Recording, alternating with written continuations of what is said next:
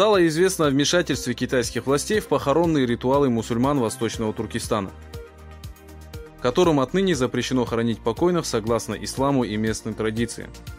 По сообщениям сайта Земистан, мусульманам Восточного Туркестана запрещают омывать и заворачивать в белый саван своих покойных и проводить погребальную молитву согласно канонам ислама. Тех же, кто нарушит правила, заключают под стражу. Запреты китайских властей относительно похорон были освещены уйгурскими СМИ. Однако в этот раз данный вопрос не остался незамеченным международными информационными службами. По данным правовых организаций, запрет религии в уйгурском регионе является частью плана китайских властей по ассимиляции уйгуров и других мусульман Восточного Туркестана.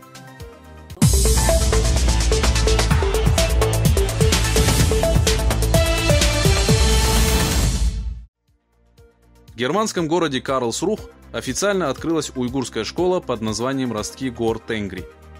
В знак протеста лагерям политического перевоспитания, культурной диверсии, ассимиляции и этнической чистки, проводимой китайцами в Восточном Туркестане, уйгурские иммигранты начали уделять особое внимание родному языку и традициям. 19 января официально началось обучение в школе «Ростки гор Тенгри», открытой в Германии. В школе старшему поколению преподают уроки немецкого, а детям – уроки уйгурского языка.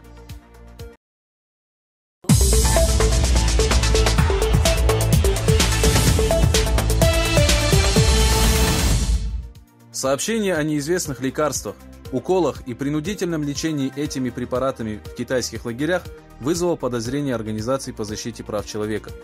Руководитель казахстанской организации «Атажурт» сообщил об имеющихся доказательствах использования китайскими властями этих препаратов и опытов, проводимых над заключенными.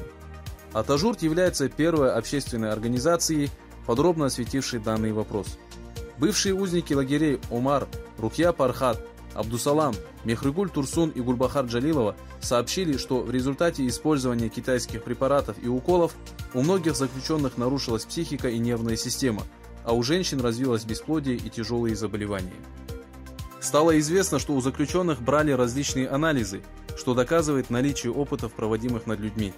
Китайские власти относятся к узникам как к подопытным кроликам.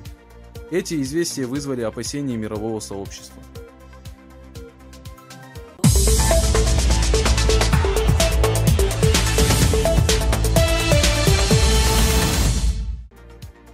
23 января истребитель F-7 пакистанских военно-воздушных сил потерпел крушение, в результате которого погиб летчик.